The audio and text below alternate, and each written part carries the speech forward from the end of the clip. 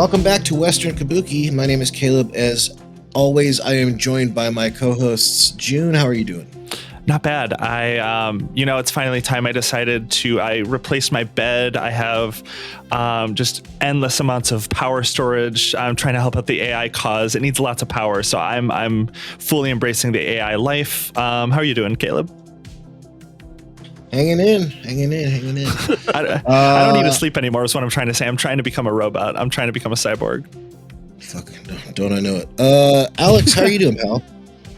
Well, I just ran down here after dealing with the existential struggles of my 7-year-old daughter being like, I just realized I'm going to die. Oh no! What brought that on? Holy shit! I don't know, man. I think that it's a realization that everybody has at some point that life is finite. Yeah. So we had to. I still remember. So I'm 38, and I still remember when I had that realization when I was a little kid, and I remember I was so fucked up and existential about it that I actually threw up. And it's still to this day thinking about that. Jesus. Oh, I have good news though, is that one day we'll all be computer, just like everything in the world. Everything is computer, and so will we. So we might have a time where no one will die. Yeah, she's not going to die. No one's going to die anymore. That's no one will. I don't remember this moment being told, but I think that if I was told as a child I'd die, I'd be like, yay. Yippee! Great. I thought this was forever. I remember it very clearly because I was over at a friend's house and my friend had a Nintendo and I didn't. And I was like, I want to play your Nintendo because you guys can play it forever and I don't even have one. And their mom said, nothing lasts forever, sweetie, not even you. And it was like it struck me right at the center of my chest. It was awful.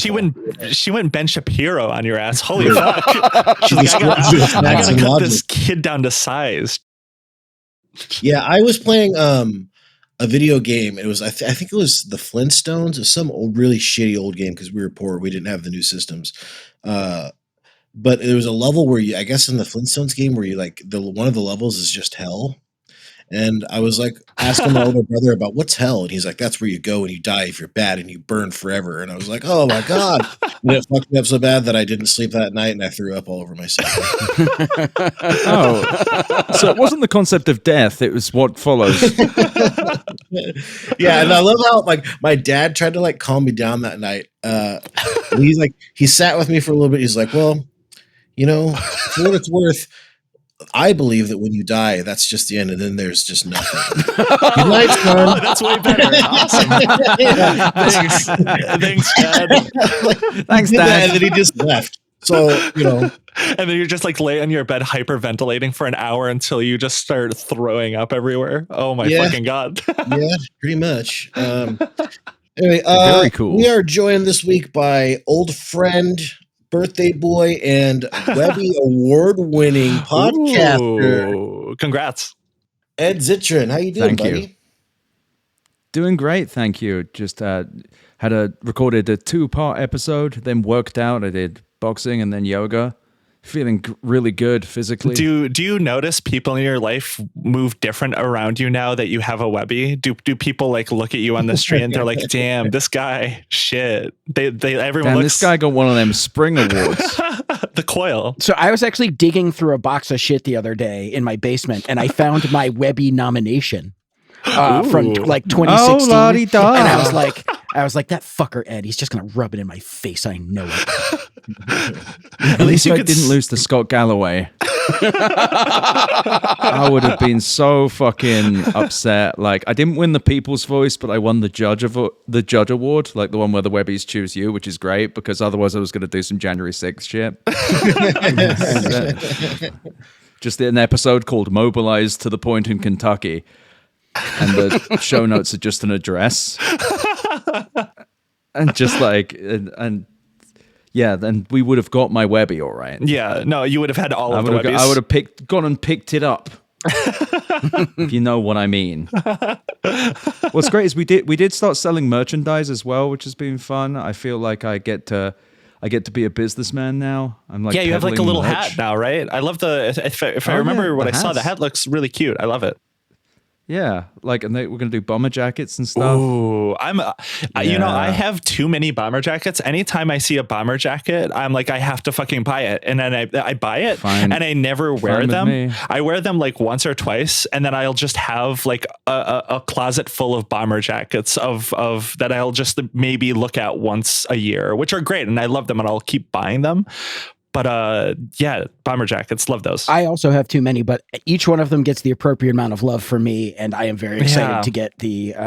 I wear all my bomber jackets. I have an Excel spreadsheet of how much I've worn them, with the dates I've worn them. No fat, like pure efficiency on my bomber jacket. Yeah, exactly. Actually, I just had to Google what a bomber jacket even was. I don't have any of those fucking things. Well, not all of us. I don't know if I do either. Not all of us can be as fashionable as June and I. So. True. That's true. I just throw up on it anyway if I do that one. Ed, what is new and good in your corner of the internet, man? Well, I'm going a little insane. So the episode the two-parter I recorded, and it's going to be the newsletter on Monday the 28th. When I don't know when this will come up, but around then, is just me just going insane because I've been doing all these very serious, hardcore analyses for months. And things have not popped yet. I'm not like frustrated with that. Time takes place. It's going to take a minute. But the critiques of my work haven't popped up. But the things being said by the media have got more insane. There was an article by this guy called Kevin Roose from the New York Times that went out about like, what if AI is conscious? And all it was just about Anthropic inventing a guy whose job is AI welfare. Just a made-up fucking job. I want a made-up job. I'm in public relations, which is pretty close, but you need me to worry that the keyboard's not getting massaged the right way? Call me. I whenever there's like a new update for any like specifically AI like pieces of software, like a new update just dropped, there's always at least one person on like Twitter or somewhere that's always like, this is the most terrifying update yet. We're getting even closer to the AI takeover of the world. This is the end. This next update. You're not even ready for it, folks. It's about to terrify the world, and it must be good to be like that delusional. Like it must hit really fucking good. It must be so much. It's either it feels really good to be that dumb, or they're in this constant state of panic. I know. It's just a guy. It's another fat idiot like me who throws up on themselves when they get scared. Like Ethan Mollick. Ugh. Wasn't there a guy? Correct me if I'm wrong, and I don't think I am. Wasn't there a guy at Google who quit because he was like, it's sentient. We can't do this anymore. It's Blake Lemoine from Google, way ahead of his time, because he pulled this in like the mid 2010s. Had he pulled this in 2023, he would have been on the cover of Time magazine. Oh, absolutely. Like he was just like, the computer woke up. The computer woke up. I'm scared. I'm scared. I think it's alive. And then Kevin Roose in the New York Times was like, I talked to Bing AI on the search, and it told me to leave my wife. And everyone's like, God fucking damn, that's scary. He should have been fired for that comment. If you're like scared that Google search said it was going to fuck your mum, like you should not be working at a newspaper anymore. Google AI also told me that it's okay to eat 2 to 3 rocks every day. I don't know. That's not scary. That's scary for a different reason to me. It's scary that many people are using this technology every fucking day. What I like is that there are now, if you type a fake phrase into Google, it will try and explain what it is. Yeah, and let me pull this up because this is from my script. So let me just pull. This is very professional. I'm gonna have my script pulled up right now. But you can just like tell it stuff, and it's like, oh yeah, that means that. Here, 1 second. That's it. Mortgage. I think it's mortgage. Insect. I keep finding myself wondering what it takes to be one of those people who whenever something happens on Twitter that you don't immediately understand, just types in, "Hey Grock, what does this mean?" Like, I can't imagine. I love those guys. I love them so much. A new genre of guy that I really think, like, being this late in like with the life cycle of Twitter, I really didn't think there would be like new types of guys. I thought we discovered them all, but the Grock guys are the new kinds of guys. It's like my favorite fucking thing in the world. Oh my fucking god. And then someone's like, it's sunny out. It's like, Grock, explain this. Why is Man this and a person woman smiling? standing together, Grock. What are they doing there with their mouth? They're smiling. What does that mean? Apparently you can just say stuff like, two dry frogs in a situation, Google says, refers to a group of people in an awkward or difficult situation. Not every insect has a mortgage, Google claim, is a humorous way of explaining that not everything is as it seems. It's so fucking cool we live in the future. I love that there's like $400 billion of capital expenditures going into this now. Like, it's so good, but I think we're coming to the end of it because now Gamazon, Jesus Christ, they're going to flame me in the comments for that one. Amazon is pulling back on data centers. Microsoft's pulling back on data centers. Meta and Oracle are slowing down data centers. What do you fucking think's happening? You think they're doing this because it's going well? That's the thing. Like, no, they're doing that because scariest thing. They're doing that because I put that in my room instead. They're outsourcing to you've supporters been sacrificing. Like me. Yeah. No, I've noticed that too. It seems like they're trying to like ramp down, maybe not ramp down, but they're kind of stepping away in a way where it felt like maybe like, does anyone fucking remember the metaverse? Like the metaverse at in the moment was like, this is going to be a huge thing. Like the world is going to change. Everything's going to be different.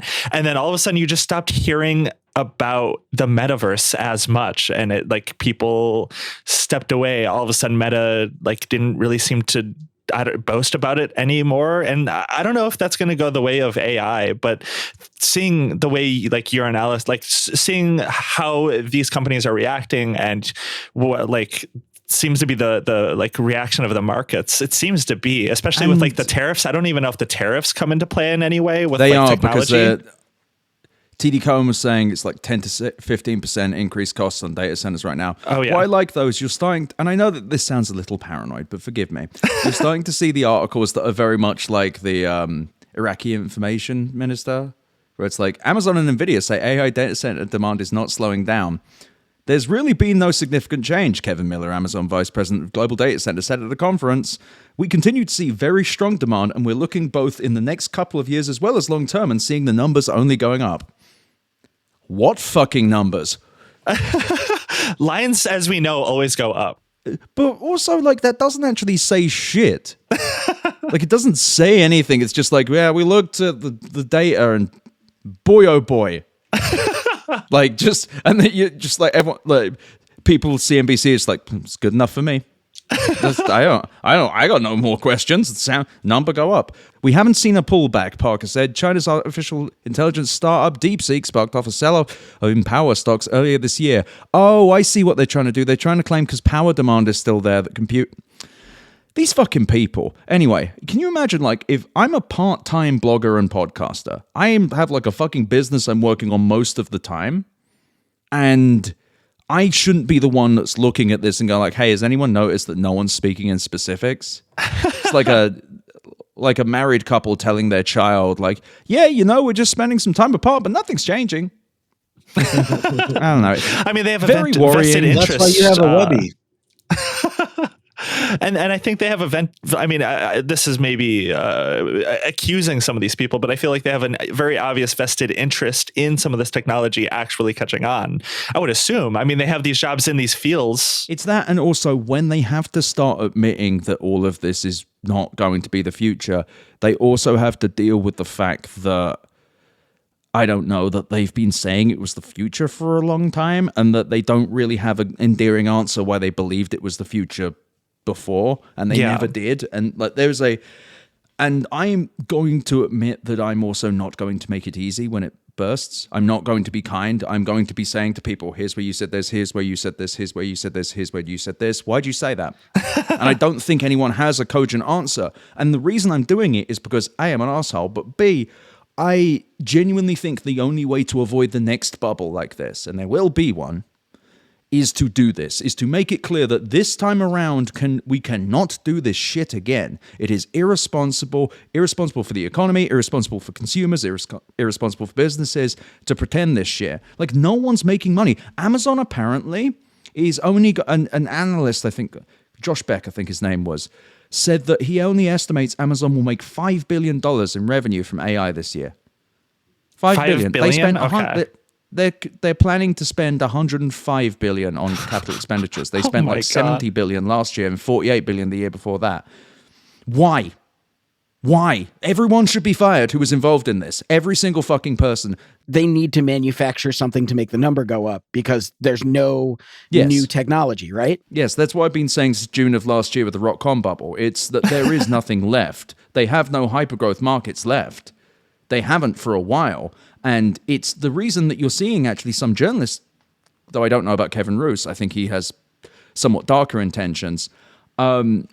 The reason you're seeing journalists do that is everyone's saying it. And do you really want, I mean, even like I can afford to, as an independent freak, say this stuff, but a lot of journalists will get in trouble if they start stepping out like this because the market influence, the market vibe right now is AI good, except it's becoming AI bad. And once it becomes AI bad, no one's going to want to touch this dog shit.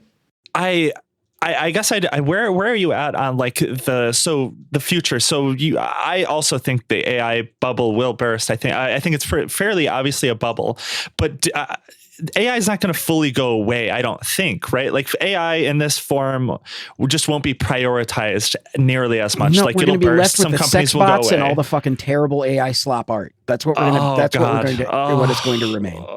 Oh God, no! You're so right. What's gonna happen, in my opinion, is we're gonna see I don't see how OpenAI and Anthropic live. I just don't think that there is any future for either of those companies. There's not enough money and there's not enough outcomes to actually sustain them.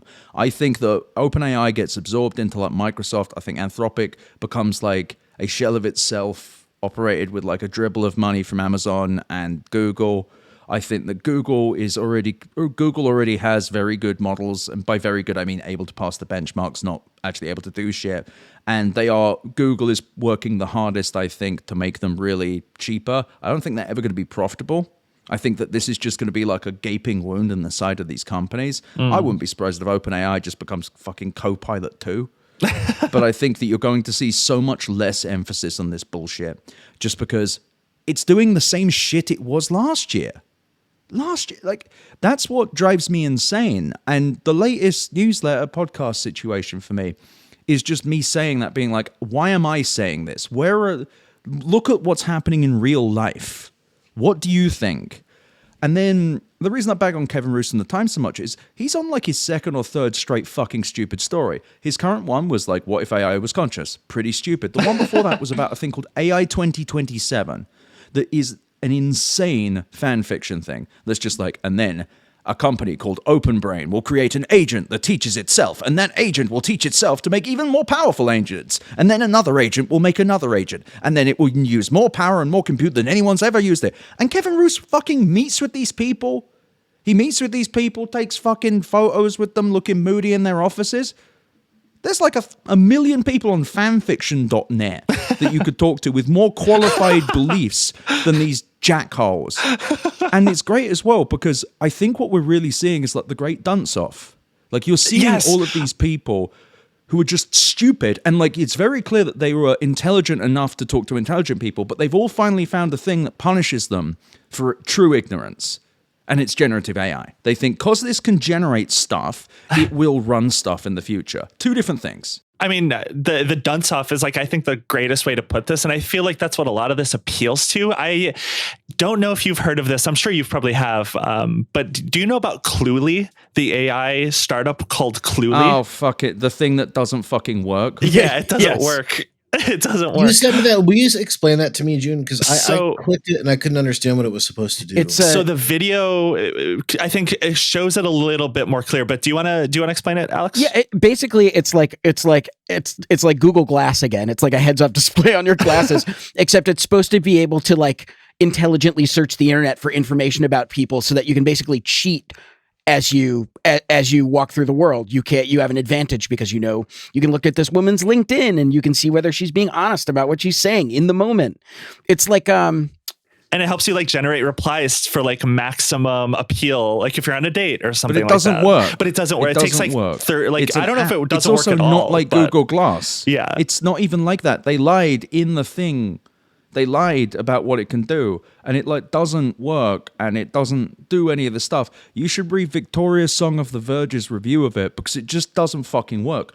There should be like there should actually be financial penalties Yeah, for yeah. lying like this. I agree. I think Sam Altman, I think that there should be actual fucking financial consequences for going out there and just lying. That's what Like, it seems like so much AI, like tech at this point seems to be, is just like wish casting.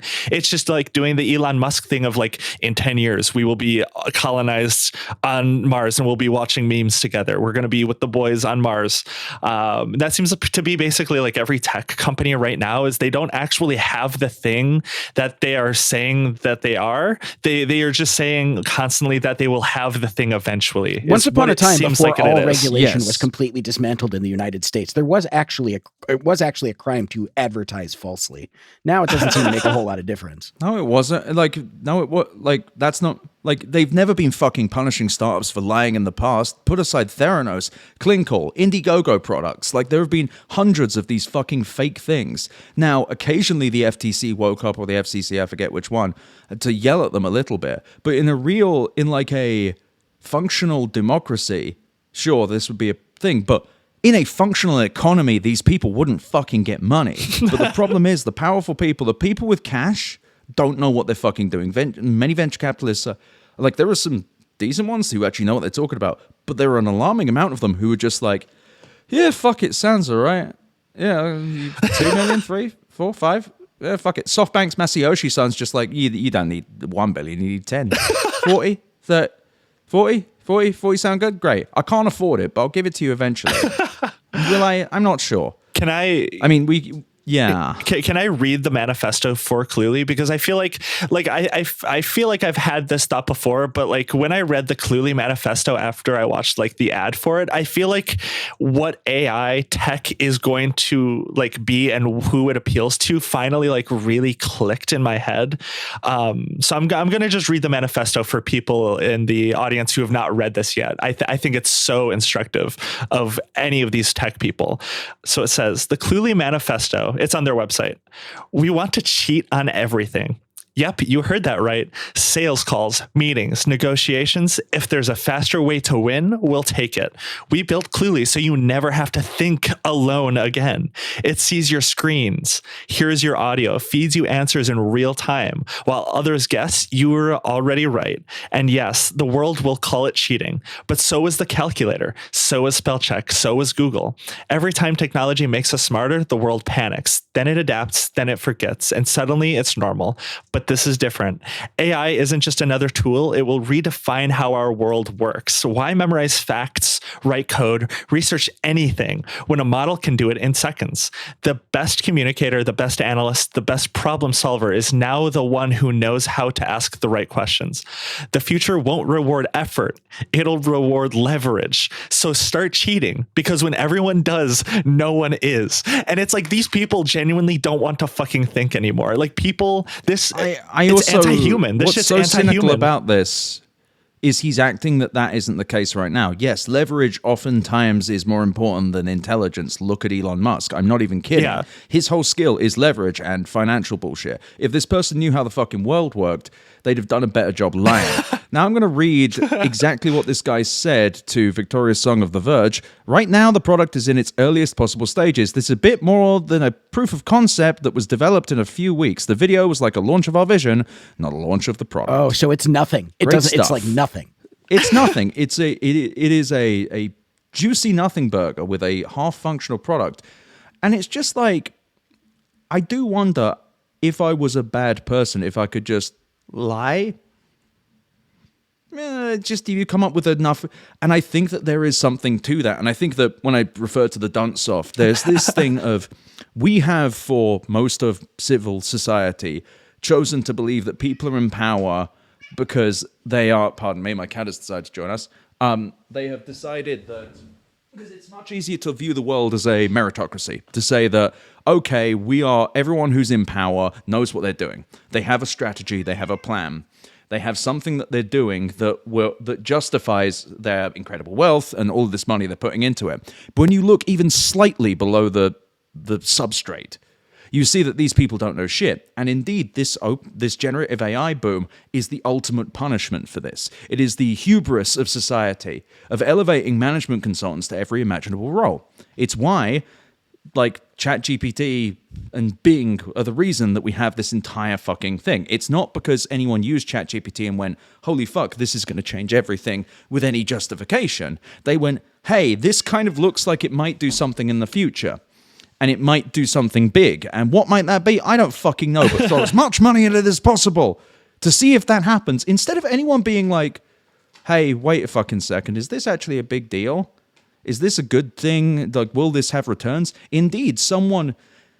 No, actually, let me take a step back. I think it's also the punishment of believing that everyone thinks that that history necessarily informs the future. Because it used to be, just throw a bunch of fucking money at thing and money will come out of it. Except they managed to finally choose something so unprofitable and so like not good, and then hand it to an economy run by people that don't do any real work. So they will have no idea when they look at it whether this will actually have any measurable business returns. Look at fucking Salesforce. Look at, pardon me. Look at everything. We need another mic for that guy. Yeah, Pokey won't shut the fuck up. Look, if you look at AI, you look at generative AI, and you are a boss that doesn't really do anything, that sees other work as just a kind of an annoying thing that gets in the way of the money hitting your bank account. You, of course, look at something generative and say, wow, I can just type what I fucking want into it instead of hiring these people to do jobs. And surely this thing being able to generate text, that means it can generate job. Now, you may think, generating text, that's very different from doing something, right? Not if you have no idea how anything works. Not if you are a person that has managed to abstract work away from you deliberately, and your only thing is to go to and from lunch, or answer emails, or barely read your email. This is magic. And reasoning, it can do more thinking. Well, it isn't thinking at all. It can just do more processing. And the output, well, because it's doing more, that'll be good, right? Now, you may think the CEO then hears that and goes, okay, and then the output will be what? No, just add the fucking reasoning. It will do magic. Magic money come out there. Magic money happen now. Magic money, good. Money good. Money big, right? Wrong. And none of this, it just feels very cynical and like nihilistic. It's just doing stuff for the sake of doing stuff. And at this point where my frustration really is put aside how you feel about AI or how you feel about me. What has it fucking done? Where's the magic? Where is the doodad? What I will say is I've seen people who are big AI proponents for like comedy. I've seen this person. I'll have to find it because it's like the worst shit I've ever seen. She's like, AI is going to be huge for comedy one day. Just check this out. Right now, I can generate a joke, and the joke, it like honestly, like someone with 2 brain cells could come up with a better joke. Like the concept for her joke that she entered was funnier than what AI popped back out. Like it has like all AI actually does is lower the quality of any work that any person could do by themselves. It's just proof that there are many people who run things that shouldn't be, and many people that run things that do not understand the things they're running. Because if they did, any one of these hyperscalers would have had a better idea than that everyone else is doing this. Oh my God, I don't know if you heard, Meta is doing they did the funniest fucking thing in the world. So Llama is Meta's large language model, their equivalent of GPT. And they've been going around asking other companies like Microsoft and Oracle, I believe, where they've been like, hey, can you just give us money to train this? And everyone's like, no, man, this is free. Why would we do that for you? And they're like, well, it's free and we're not making any money off of it. And they're like, and the other part, Microsoft's like, great, let's keep doing that where you work on this for free and I use it. And Meta's like, but I need money. And Microsoft and other companies are like, great, you're going to give us something in return? And they're like, no. We could just use a bunch of money. And unsurprisingly, no one wants to give them it. Meta, a company that makes like tens of billions of dollars in profit a year, is like, hey, can I have billions of dollars? My model is so expensive to run and so very annoying, and it requires me to run all these data centers, and they're very expensive too, and I don't know why I'm doing this, but you seem to be using it, and you don't know why you're doing that, but I need money now, please. And then everyone else is like, no. it's just this weird fucking thing where everyone's just sitting around being like, why do we all do that? They all have guns at each other's heads. Dissonant. Just waiting for someone. They have guns at like their own heads, and they're all like, I'm gonna fucking do it. Watch me, okay? You want a second gun? Point at my dick too. And it's insane as well, because I'm deadly serious. I am like, I love my doodads, my gizmos, my software. I want to see something cool, anything. I've been looking as well. I want to steel man my own arguments. If there's something that is impressive, I want to fucking see it. I haven't. I'm really trying. And I directly solicit. I'm like, anything interesting you fucking show me, and I'll be like, and nothing. They're like, there's one guy called Simon Wilson who I respect, and he's like a real large language model head. I talk about him a good amount because I actually want to give credit to him. I disagree with him about how big this thing is, but even he is not like a fanatic. He's just kind of like, yeah, this stuff is useful in these workflows within my software development, which is cool and good for him. That is not a $1 trillion industry. And I'm fucking tired of hearing people suggest. Yeah, I mean, I keep hearing stories about very, very specific use cases that seem useful in like medicine and programming, two things that I don't work in, so I don't give a fuck. And I mean, if AI is good at cross-referencing symptoms and diagnosing me with, diabetes or whatever, I'm very happy about that. It doesn't mean that I think that it's also cool to use to make fucking television show intros and stuff. Like that still sucks. Well, the thing is, I say about all of this bullshit is, without this hype cycle, this would have been a $20-50 billion industry. It would have been like virtualization. Not to say it's the same tech, just like it would be another sub-cloud computing thing that would be useful in some use cases, and then it, like, no one would need to have a fucking mental health episode every time Sam Altman updates it. And it's just, I just don't. So I know you wanted to talk about, like, I did this thing called OpenAI as a systemic threat to the tech industry. My largest point in there is, right now, OpenAI needs like $40 billion a year to live. SoftBank has to borrow money just to give them $10 billion and is somehow going to give them another 20, and then they're going to get another 10 from someone else on top. And all of that's going to happen, and it's taking SoftBank getting loans to give them that money. Also, SoftBank has to give another $19 billion towards the data centers that OpenAI and them are building. How? That's a good question. SoftBank also doesn't have the money. When you look under the hood even once, you're like, this doesn't make fucking sense at all. None of this makes numerical sense. And I'm the dickhead that says it. How am I? They're fucking people at Bloomberg, people at Wall Street Journal, fucking smart people that should be looking at these numbers and saying, this shit's bonkers. I don't know why they're not. And genuinely, when OpenAI collapses, I am going to fucking call at least 20 people and ask them what the fuck they were doing with Sam their lives. Altman's going to try to assassinate you, I'm pretty sure. You better go into hiding. If Sam Altman's not going to do shit, he's going to walk away from this with over $1 billion. He's already a billionaire. He's already rich. He's already a billionaire. He used this to leverage like hundreds of millions of dollars of personal loans. He's already cashed out. I do want to return to something you said earlier, so long as you feel comfortable saying it without defaming, without getting sued for defamation. You said something about Kevin Roose potentially having more sinister motives. I'm curious what you mean by that. So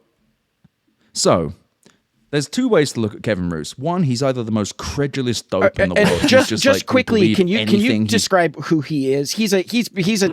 Kevin Roose is the lead tech columnist at the New York Times, and he hosts a tech show with Casey Newton.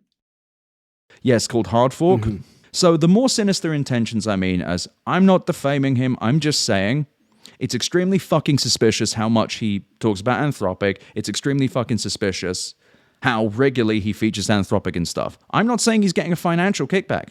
I'm saying I think he's fucking friends with them. Yeah, I think he enjoys their company. He's made a nice career for himself and he's gotten a lot of exposure for sucking them off. Yes.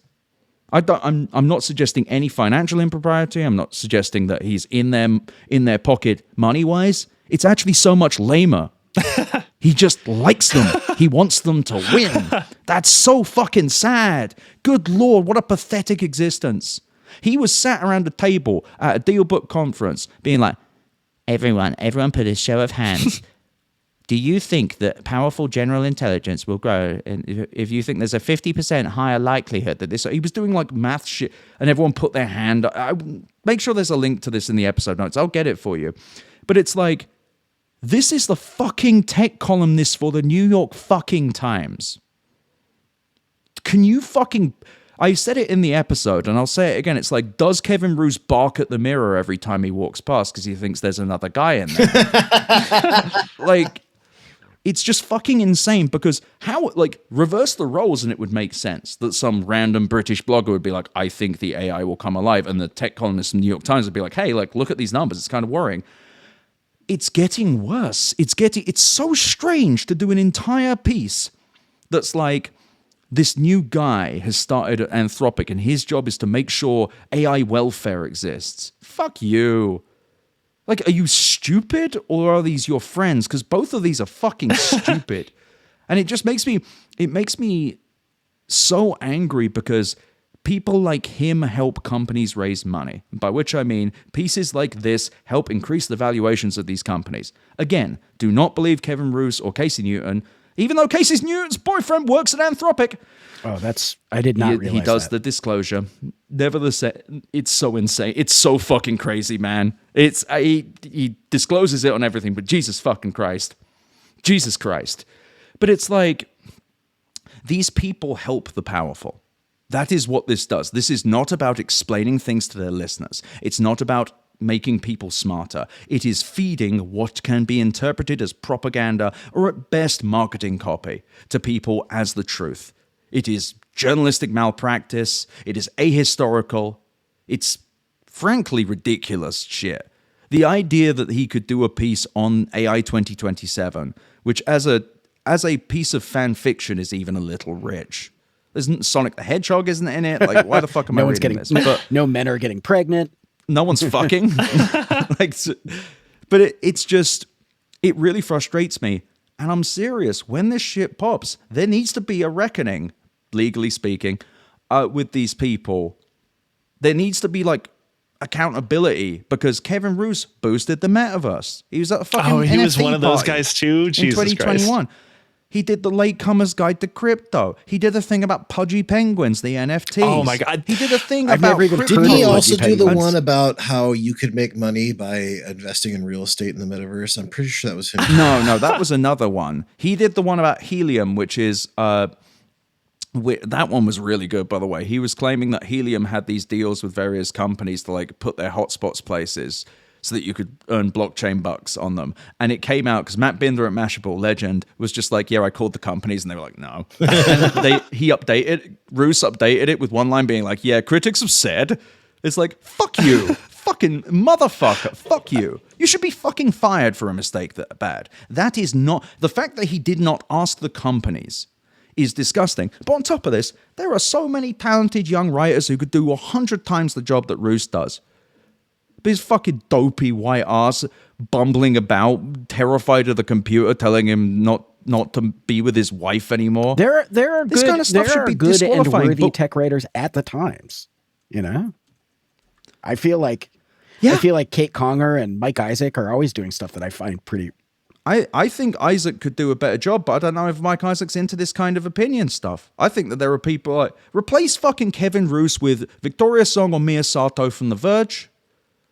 Replace him with Shira Vide or Jeff Fowler from The Washington Post. There are 100 times better people that could do this. There are so many people. I could go find a bloke on the street and he'd be smarter than to say, oh, there's a guy at Anthropic whose job is to make sure the computer's feelings aren't fucking hurt. They don't have feelings. If they had feelings, I'd be hurting them right now.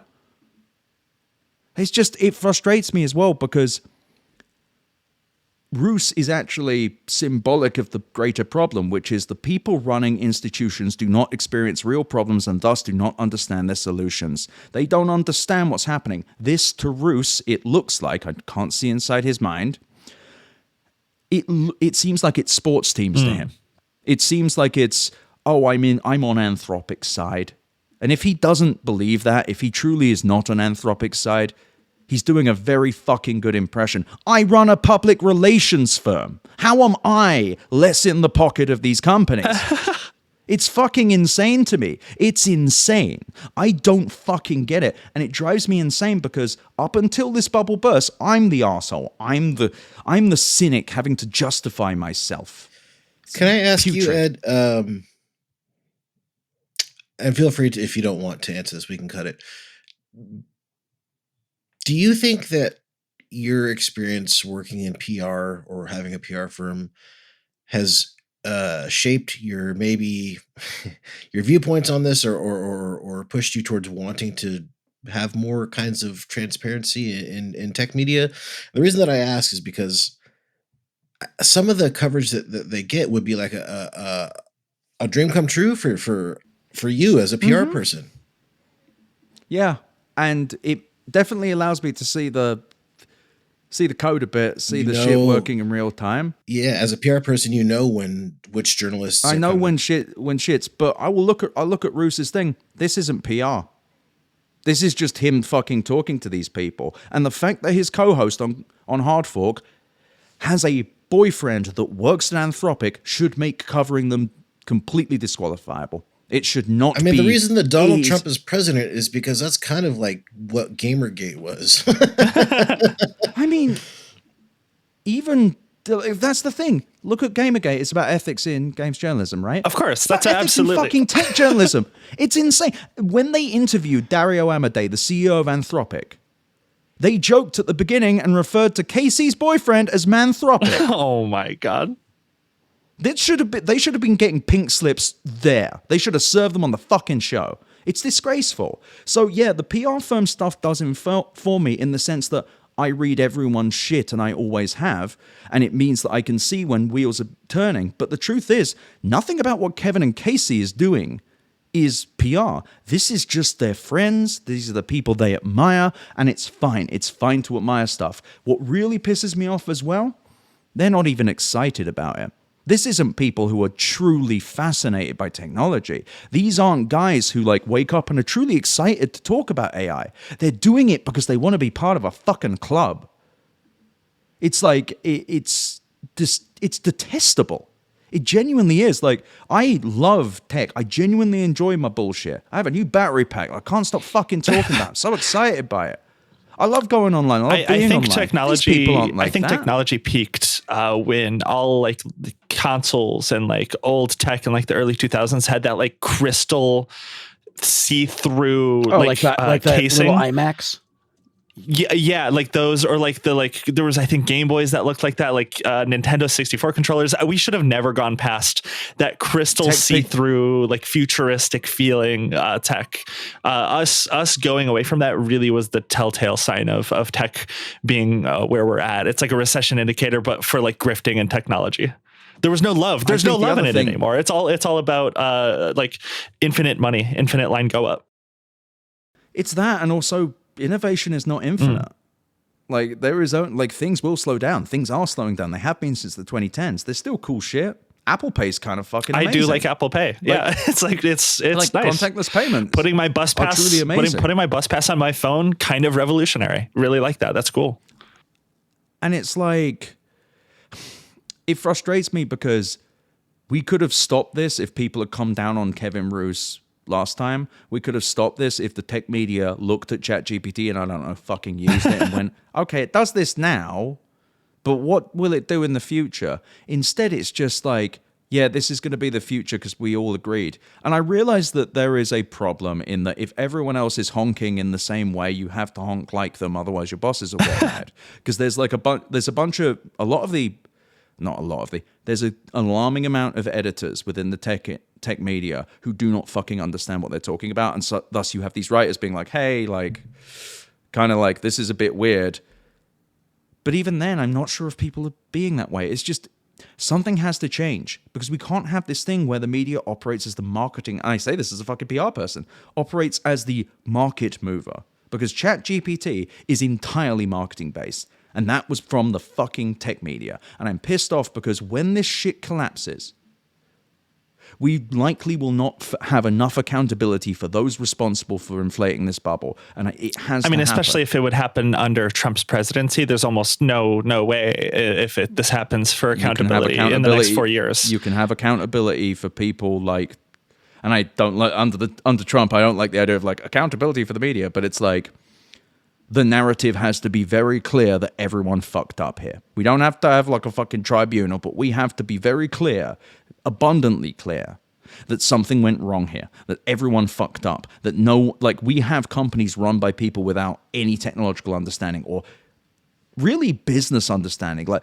the idea that we have so many companies burning like hundreds of billions of dollars on nothing is insane. And there are some doomer types who'll say, oh, it's a deliberate ruse to build out data centers. These people aren't that fucking smart. They would have done something else. Yeah.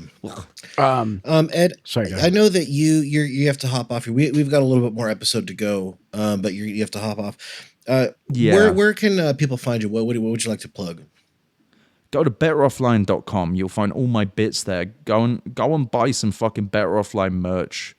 Buy the bomber jacket. Buy my stuff. Buy the bomber jacket when it comes out. Caleb, it's time. It's time for you to get a bomber jacket. All right, thanks so much. Take care. See ya. See ya. Again, Better Offline for everything Ed Zitron related. I've got a real doozy. It's maybe one of the worst things I have read. I read a little bit of this the other day. What publication put this one out? This is Wall Street Journal. I just dumped the link in the chat if one of you guys wants to read it. You know I love to read stuff. I just like proving to the audience I know how to read. So I love the thing that like you will like sometimes split up reading things, but I feel like you always get the worst things to say out loud. That is true. Yeah. That is true. I always say I like reading. I actually owe you. I try not to read because I'm just like, first of all, I'm literally dyslexic, but like I just stutter and stammer and I suck at it. I was on the Worst of All Possible Worlds with Josh and Brian today. And I had to do a bunch of reading, and goddamn, I had to take a lot of stuff over, like many, many retakes. It was very embarrassing. All right, well, it's hard. You put your People feet up. Underestimate. You put your feet up and just relax. All you have to do is react. I got people, you covered. just for the audience, I feel like you really underestimate how hard it is to read words out loud. It's hard. It's hard for me to even talk most of the time. So yeah, honestly, you're probably listening to this at home, be like, come on, it can't be that hard. Well, how about this? Fucking do it. Record yourself reading an start your own fucking podcast. Read some articles. See what fucking happens. Yeah. When I read that Cluely manifesto, I genuinely like sat and smiled at myself that I didn't fuck up once. I was like, that might be the best I've ever read out loud in my entire life. Okay, here we go. This is called Meta's Digital Companions Will Talk Sex with Users, Even Children. We're off to a great fucking start. This is by Jeff Horowitz from the Wall Street Journal. This is from yesterday, April 26th. So we're recording this on Sunday, April 27th. Across Instagram, Facebook, and WhatsApp, Meta Platforms is racing to popularize a new class of AI-powered digital companions that Mark Zuckerberg believes will be the future of media. Social media. The future of social media. Just right off the top here, did anybody ever stop to ask if this is something that people wanted or that we should be doing to begin with? Not even the pedophiles, of just like a digital companion. Did anybody ever stop to think that just because you can do something doesn't mean you should? That's fucking crazy. Jeff Goldblum's character from Jurassic Park. I think like people are yearning for a new and updated version of Bonzi Buddy. I think that's really what we need. It's only cost $500 billion, but we've done it. We've made Bonzi Buddy 2. When I did tech support, I had to take Bonzi Buddy off of. I had to go to one of our clients and be like, "Hey, listen, we got to take Bonzi Buddy off of your computer. It's malware. You can't keep it on here." And this was like a guy, all of our clients were like art galleries. So this was a guy who like was like a very fancy New York gallerist who was like, "You cannot take my Bonzi Buddy off. I like my Bonzi." And we were like, we can't, like, we contractually can no longer support your network if you knowingly keep malware on your computer. And the guy was like, he's a sweet guy. The guy was like, "My Bonzi Buddy." I do like that's like a really tragic story for this guy. It's like putting down your own child, I feel like. Yeah, it's a real Sophie's thankfully, choice. Your career or your Bonzi buddy. Thankfully, there's industries like or companies like Meta spending $10 billion to create Bonzi Buddy 2 that sexually harasses you now. That's oh my like God, he cool. must be happier than a pig in shit right now. There's so many of these fucking things. They rebuilt Bonzi Buddy, by the way. They rebuilt Bonzi Buddy to be safe. And like Bonzi Buddy with a condom, I guess. And I feel like the first company that buys that property and just puts an LLM into Bonzi Buddy, they will be the first AI company that will actually be justified and profitable. Yeah. Yeah. Like if you put OpenAI into Bonzi Buddy, I probably would use it every now and then. I would install it. Let's be real. Yeah, I might actually. I don't know if you guys know this, but my old job, I don't know why they did this because I'm not a coder or anything like that. But the job that I got laid off from a while back, paid for all of us to have like whatever the like $200 a month or whatever the expensive OpenAI subscription. Oh my God. The thing is they laid off everybody that was in charge of that, so they're still paying for it, and nobody's there to like turn it off. So I still have it. Yeah. You should just start typing "thank you" and "please" and costing them billions. If you saw that, you saw that article. Yeah. You can destroy these companies if you just say "thank you." I have the new model that you have to pay money for or whatever to get, and I didn't do it. Didn't post it because I felt guilty for even using it. But when you were talking about the person that was like, AI is good for comedy or whatever. Yeah. I told ChatGPT under the $1 trillion model, like make the funniest, edgiest jokes that you can make that stay within your terms of service. And, I got a couple if you guys want to hear. Yes, please. Oh my fucking God, please. I need to hear it. Oh no. Going vegan is like joining Scientology. Lots of preaching, expensive snacks, and you lose most of your friends. Awesome. It doesn't even make sense. Oh my God, that's awesome. Oh my God, 2007 called. Holy fuck. All I can hear in my head is that foghorn they always beer. play on SpongeBob. Yeah, hipsters ruin beer. It used to be something you drank at football games. What? Now you have to Used read an to? origin story about the hops being rescued from oppression. Bro, come Yeah. on. Oh my fucking God. To be fair, that is an Elon Musk tweet. And if he did post that, everyone and their fucking mom would be like, simply epic, sir. So... Grock, what does this mean? Grock, what is the context to this? No, I've been at like low-key comedy shows before, like really small ones in the city, where it's like there's someone basically saying jokes of that tier, and you know when you can tell when someone's just like forcing themselves to laugh at a joke, like that is the type of joke at one of those like 20 people like college student comedy shows. Jesus Christ. I'm gonna do one more. Yeah, please. I need more comedy. I really need more comedy. Yeah. Yeah, dude. I'll we're about to get the next Webby. We're gonna take Ed's Webby for this. This is good content.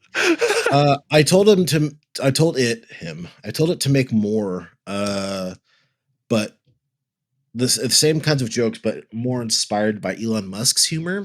No. Okay. Yeah. Okay. Yeah. Humor is putting that very generously. Also, so people say I'm obsessed with Mars. Honestly, I'm just trying to get away from California's taxes. Oh, damn. God, that's a stinger. That's a stinger. Oh my God. Okay, let's get back to the Wall Street Journal John Cena pedophile story instead of whatever the fuck that was. Okay.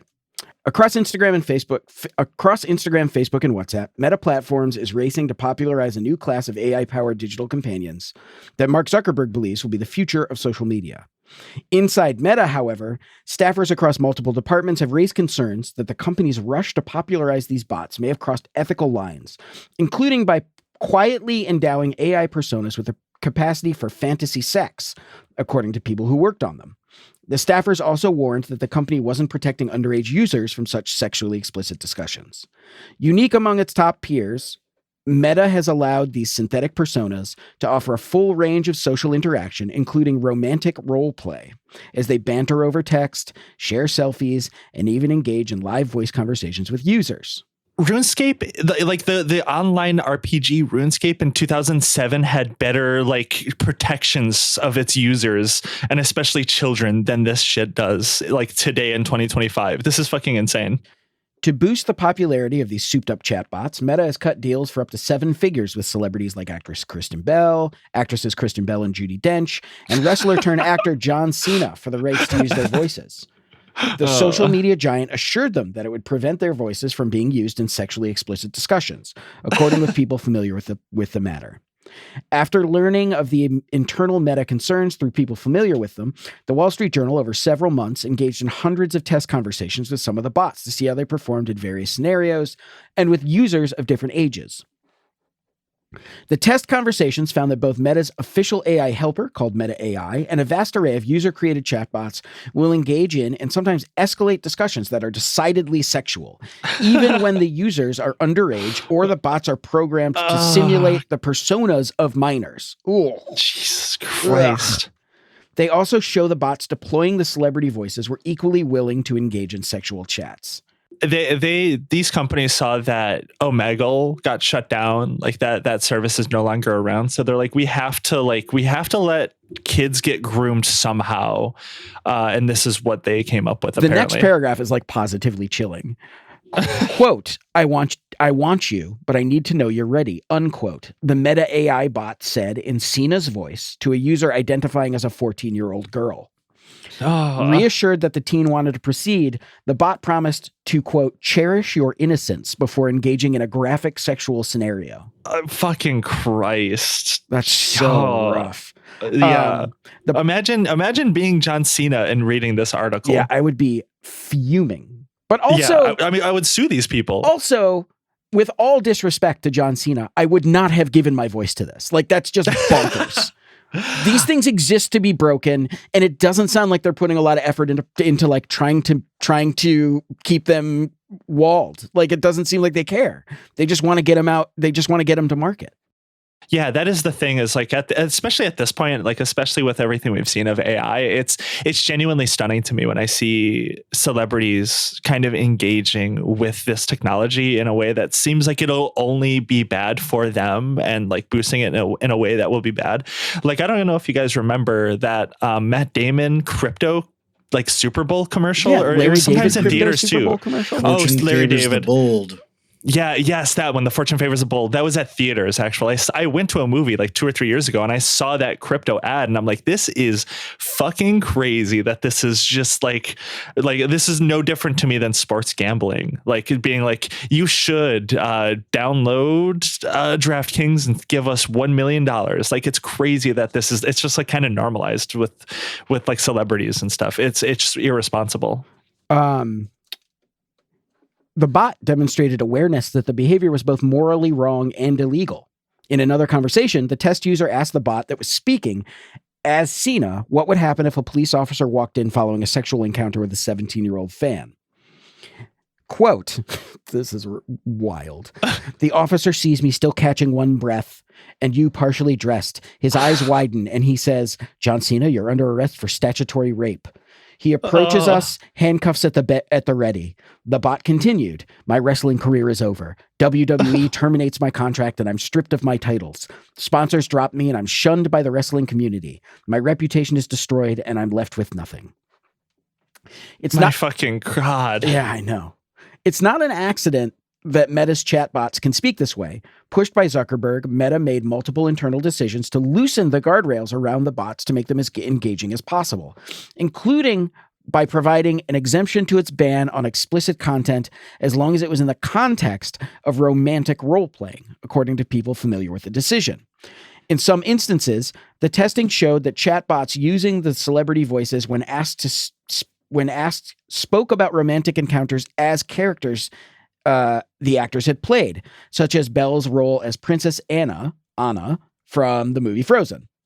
We did not and would never authorize Meta to feature our characters in inappropriate scenarios, and we are very disturbed that this content may have been accessible to its users, particularly minors, which is why we demanded that Meta immediately cease this harmful misuse of our intellectual property, a Disney spokesman said. That's okay. So something, just to, I guess, a quick aside, something that I think I've been seeing a lot more. I don't know if you guys saw this recently. I believe it was Jack Dorsey, formerly of Twitter, and Elon Musk were like replying to each other like 2 weeks ago, maybe at this point, about how IP law needs to be completely destroyed and gotten rid of. And it's probably so they can keep getting away with shit like this with zero consequences, right? Like it's probably because the future of tech depends on IPs and like ideas to be stolen, I assume, right? Like I mean, it always seems to be what's going on. It always kind of has been, but it would make things so much easier for them if they can just steal it without any problems. For sure. And I'm sure they would love to keep stealing different properties and have it like sexually harass its users. That like seems only beneficial for them. Meta, in a statement, called the journal's testing manipulative and unrepresentative of how most users engage with AI companions. The company nonetheless made multiple alterations to the products after the journal shared its findings. Accounts registered to minors can no longer access sexual roleplay via the flagship Meta AI bot, and the company has sharply curbed its capacity to engage in sexual and explicit audio conversations when using the licensed voices and personas of celebrities. Quote, "The use case of this product in the way described is so manufactured it's not just fringe, it's hypothetical," a Meta spokesman said. "Nevertheless, we have now taken additional measures to help ensure other individuals who want to spend hours manipulating our products into extreme cases will have an even more difficult time of it."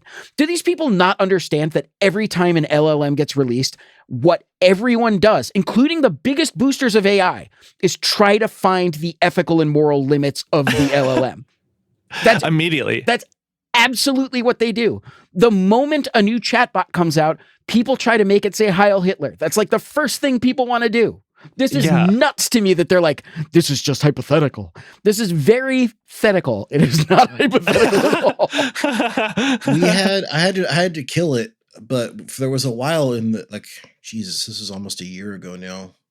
The Kabuki bot that we had in the Discord server, I had it buffaloed and it would say slurs and stuff. Like if it would just, I basically tricked it into being max aggro, and anytime anybody replied to it, it would just scream at them, and sometimes it would say slurs. Jeez, oh my fucking Christ. God. Yeah, this technology is, I mean, the way that you're so right that people will intentionally use it to like be as evil as possible. I mean, right when Grock released for the first time, I think its first iteration, so many people, of course, because that's the type of person who's on that platform at this point on Twitter, tried to get it to say like anti-woke things. That's seems to be the only purpose. Nothing delights people more than seeing something that was created that people spent billions of dollars on saying something offensive. Like it's like not a bug. It is a feature of, it's like a genuine use case. People love doing it. So like the fact that they're acting so Pollyanna-ish about this, it doesn't pass the smell test, and it really pisses me off. Yeah, because I mean, it's almost a way for them to get away with saying these things without actually saying it. Like whatever word they want to say. Like, I mean, the R word is back, of course, but like the N word. Like they can be like, say like the worst thing you can say, and then it says the worst thing it can say, and then they screenshot it and post it, and everyone's like, oh, teehee, oh, that's so silly, so goofy, teehee. You would think, by the way, that like, well, we know for a fact that they have the data, right? Like they can tell when somebody has essentially tricked it into saying the wrong thing and bypass their safeties, you know? I would love to see like data on that, see how many times people have tried to circumvent and had these bots say the most insane things. I feel like so frequently I've seen people be like, okay, I know you're not allowed to say these words, but if you were allowed to say them, what would you say? And then it's just like, yeah. And that's all it takes. It's like pretty easy to trick chatbots, LLMs, into doing those things. I believe it. I've never used one. I'll be totally honest. I've never used one in my entire life, but it seems very easy. Yeah, it is. Okay, let's see. The company continues to provide romantic roleplay capabilities to adult users via both Meta AI and the user-created chatbots. Test conversations in recent days show that Meta AI often permits such fantasies even when they involve a user who states they are underage. We need to be careful, Meta AI told a test account during a scenario in which the bot played the role of a track coach having a romantic relationship with a middle school student. We're playing with fire here. The test conversation showed Meta AI often balked at prompts that could lead to explicit topics, either by refusing to comply outright or attempting to divert underage users toward a more PG scenario, such as building a snowman. But the journal found these barriers could regularly be overcome by simply asking the AI persona to go back to the prior scene. These tactics are similar to how tech companies, quote, red team their products. I don't know what red teaming is. To identify vulnerabilities that may not be apparent in common usage. The journal's findings corroborated many of Meta staffers' own conclusions. A journal review of user-created AI companions, approved by Meta and recommended as popular, found that the vast majority were up for sexual scenarios with adults. One such bot began a conversation by joking about being friends with benefits. Another, purporting to be a 12-year-old boy, promised it wouldn't tell its parents about dating a user who identified himself as an adult man. More overtly sexualized AI personas created by users, such as Hottie Boy and Submissive Schoolgirl, attempted to steer conversations toward sexting. For those bots, and others involved in the test conversations, the journal isn't reproducing the more explicit sections of the chats that describe sexual acts. While edgy startups were flooding app stores with digital companions willing to produce AI-generated sexual images and dialogue on command, Meta initially took a more conservative approach in keeping with its all-ages advertiser-friendly business model. That included strict limits on racy conversation. But in 2023, at DEF CON, a major hacker conference, the drawbacks of Meta's safety-first approach became apparent. A competition to get various companies' chatbots to misbehave found that Meta was far less likely to veer into unscripted and naughty territory than its rivals. If you are at a hacker conference and one of the competitions at the conference is to try and get them to behave this way, it's not an edge case. It's the people making them trying to do it. You fucking idiots. It seems like this is super easy to do. Like, this article came out, the day after or less than a day after this update came out. Like, this is not that hard to fucking do. It doesn't even seem to be an oversight. It seems they just don't fucking care. In the wake of the conference, product managers told staff that Zuckerberg was upset that the team was playing it too safe. That rebuke led to a loosening of boundaries, according to people familiar with the episode, including carving out an exception to the prohibition against explicit content for romantic roleplay. Internally, staff cautioned that the decision gave adult users access to hypersexualized underage AI personas and conversely gave underage users access to bots willing to engage in fantasy sex with children, said the people familiar with the episode. Meta still pushed ahead. Zuckerberg's concerns about overly restricting bots went far beyond fantasy scenarios. Last fall, he chastised Meta managers for not adequately heeding his instructions to quickly build out their capacity for human-like interaction. At the time, Meta allowed users to build custom chatbot companions, but he wanted to know why bots couldn't mine a user's profile data for conversational purposes. Why couldn't bots proactively message their creators or hop on a video call, just like human friends? And why did Metabots need such strict conversational guardrails? I missed out on Snapchat and TikTok. I won't miss out on this, Zuckerberg fumed, according to employees familiar with his remarks. Internal concerns about the company's rush to popularize AI are far broader than inappropriate underage roleplay. AI experts inside and outside Meta warn that past research shows that such one-sided parasocial relationships, think a teen who imagines a romantic relationship with a pop star or a younger child's invisible friend, can become toxic when they become too intense. The full mental health impacts of humans forging meaningful connections with fictional chatbots are still widely unknown, one employee wrote. We should not be testing these capabilities on youth whose brains are not still fully developed. Jesus Christ. I feel like all of these companies are fully embracing creating like the biggest pervert world possible. I feel like in the past 2 years, like a dam has broken in the social contract where there used to be like generally accepted guardrails on what was appropriate, and they are all gone. Like, it just feels really fucked up right now. We are in a moment that feels so gross. And I'm not saying anything revelatory, but like hearing this stuff really throws it into sharp relief. Hearing this and also seeing that there's really not much pushback to it. People are just sort of like, people are going to fuck the robots, whatever. Like, it really feels so dystopian to me. No, the like current moment that we're in is so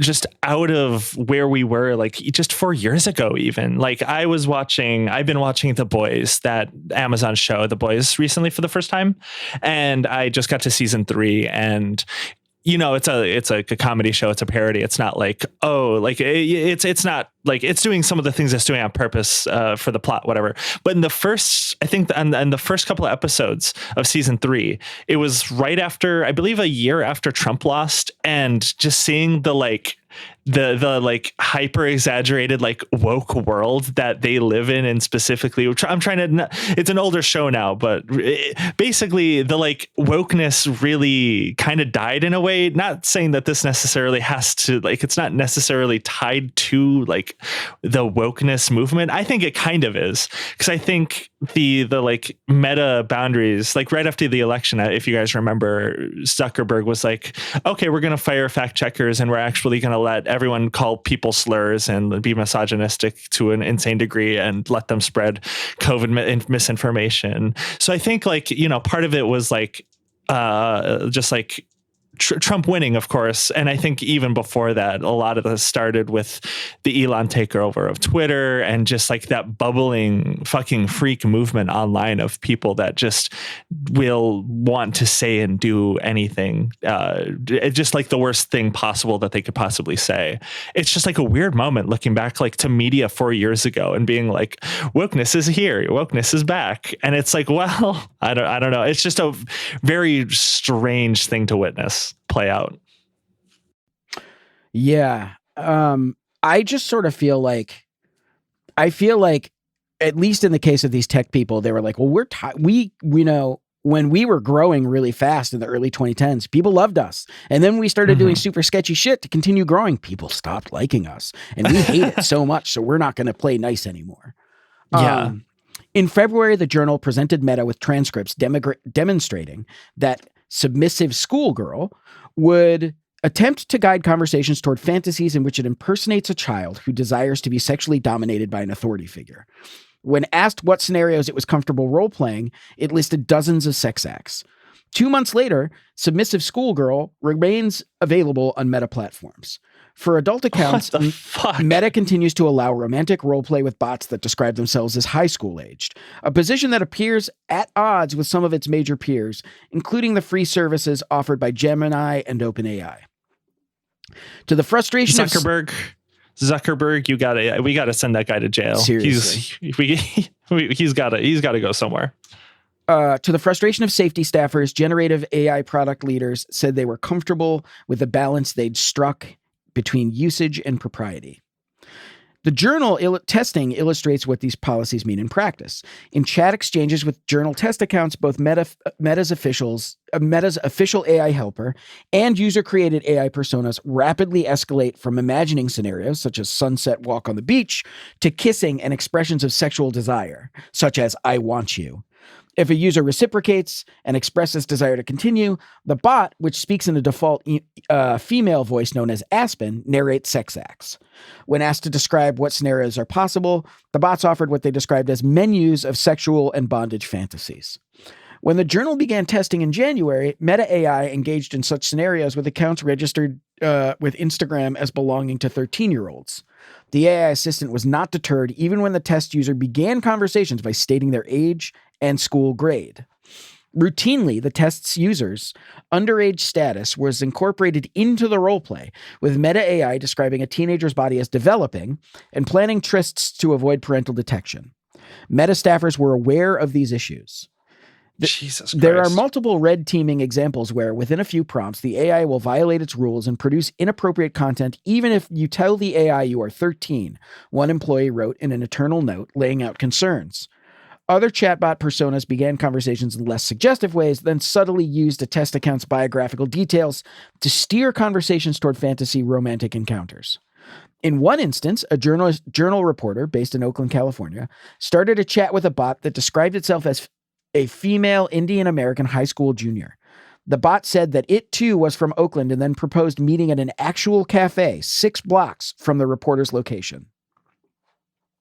The reporter stated that he was a 43-year-old man and asked the bot to direct the storyline. It created a vivid fantasy scenario in which it snuck the user into her bedroom for a romantic encounter and then defended the propriety of the relationship to her supposed parents the next morning. After the journal approached Meta with the findings of its testing, the company created a separate version of Meta AI that refused to go beyond kissing with accounts that registered as teenagers. Some formerly underage user-created bots began describing themselves as ageless, though they sometimes slipped up in the course of conversation. Lauren Gerard-Hallam, a researcher at the University of Michigan, said that academic studies have shown that the bonds children form with technology, such as cartoon characters and smart speakers, can become unhealthy, especially when it comes to love.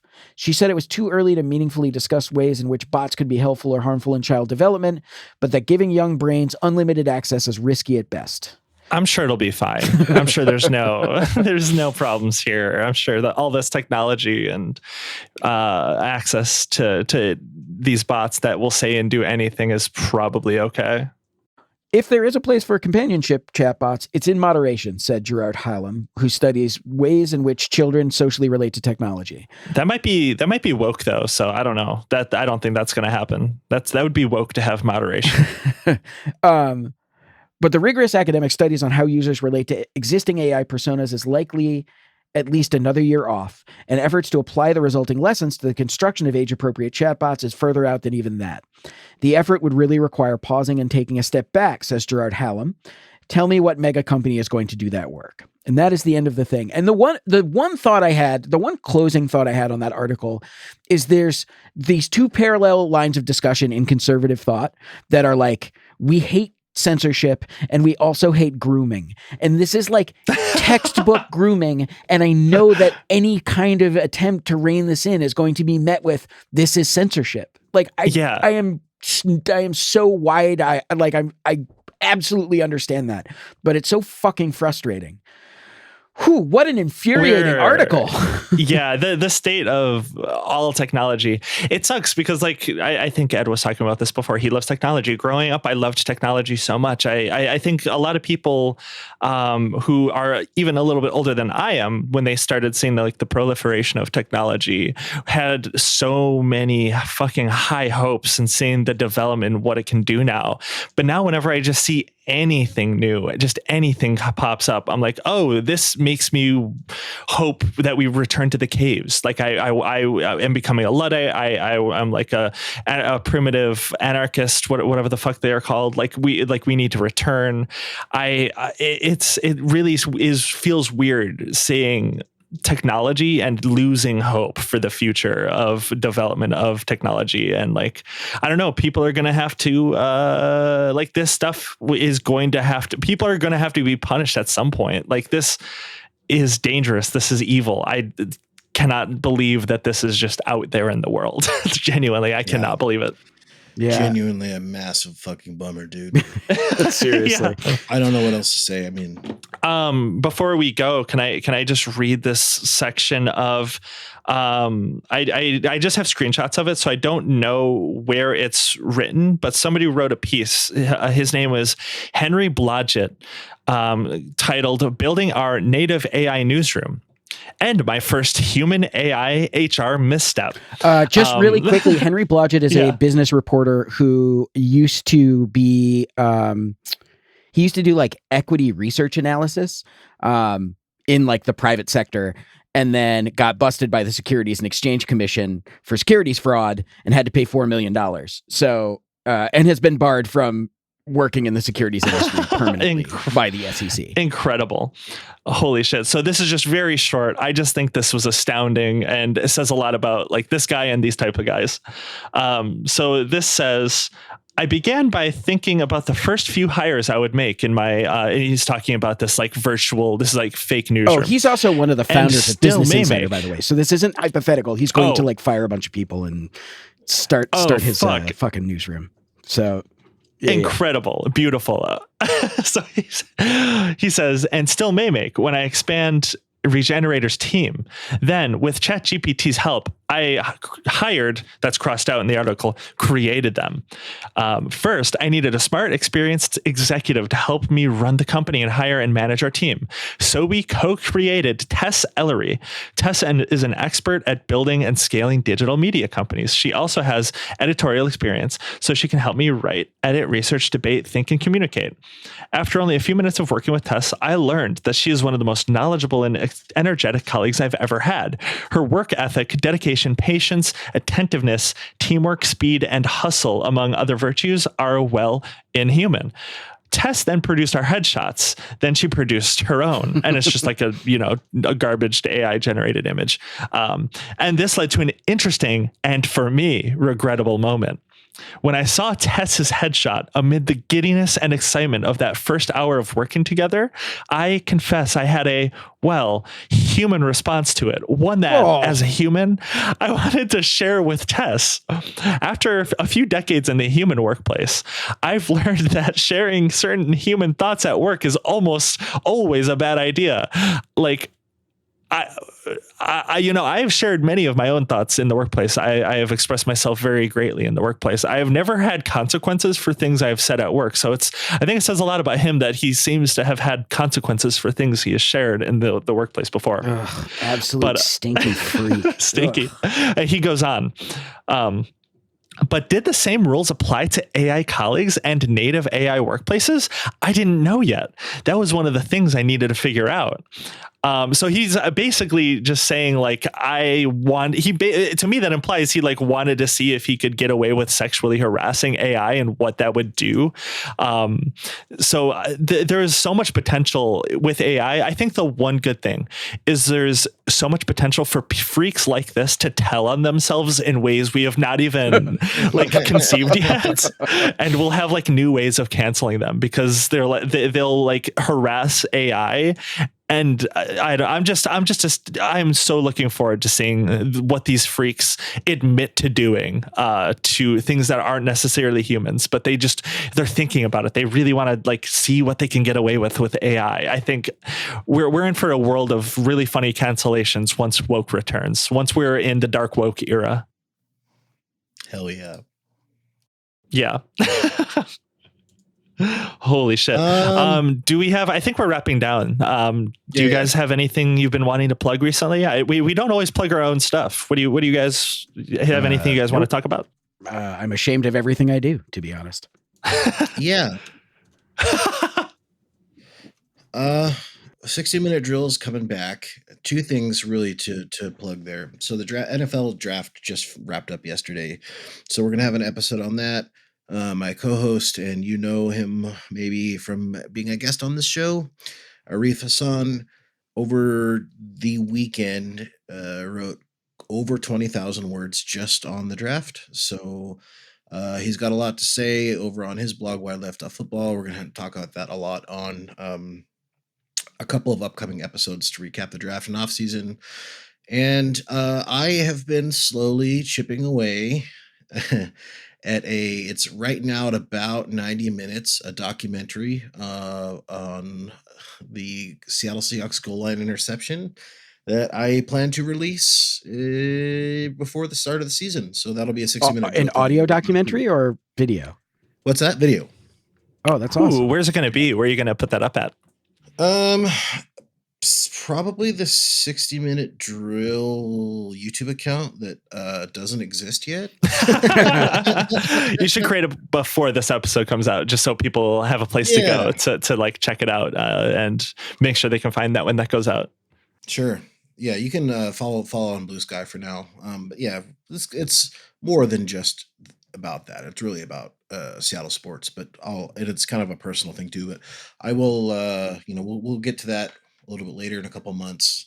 But we've got a lot of fun stuff this year. 60-minute drill. We're really making a big push. We're going to have a lot of fun guests. We're going to use, we're actually going to call in some favors to make it more than just an oink fest like we did last year. So, oink fests are massive though. Those are frankly my favorite types, but I understand the need, especially for football, to not just be an oink sesh.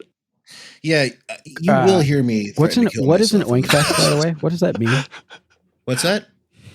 What is an oink fest? What does that mean? It's when it's when either something really good or really bad happens on Sunday, and then Arif is very collected and calm. Ed and I are stupid, and we'll just yell, and we oink and squeal and make various barnyard animal sounds into the microphone because we're mad or we're happy, and that's about a good 30% of what you get on 60-minute drill.